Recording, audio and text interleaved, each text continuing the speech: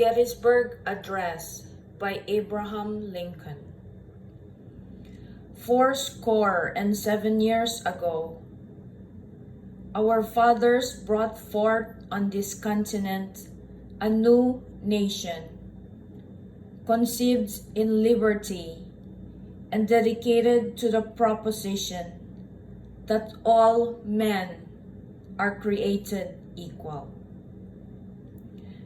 Now we are engaged in a great civil war, testing whether that nation or any nation so conceived and so dedicated can long endure.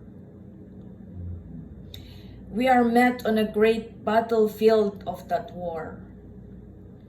We have come to dedicate a portion of that field as a final resting place for those who here gave their lives that that nation might live.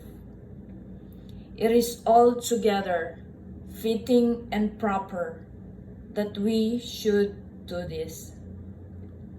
But in a larger sense, we cannot dedicate, we cannot consecrate, we cannot hallow this ground. The brave men, living and dead, who struggled here have consecrated it far above our poor power to add or detract.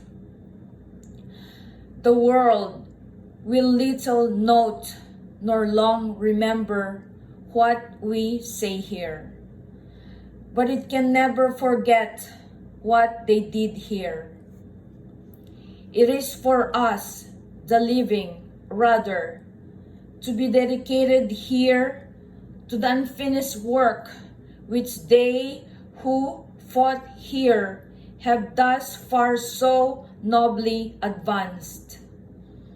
It is rather for us to be here dedicated to the great task remaining before us, that from this honored dead we take increased devotion to that cause for which they gave the last full measure of devotion, that we here highly resolve that this dead shall not have died in vain, that this nation under God shall have a new birth of freedom, and that the government of the people, by the people, for the people, shall not perish from the earth.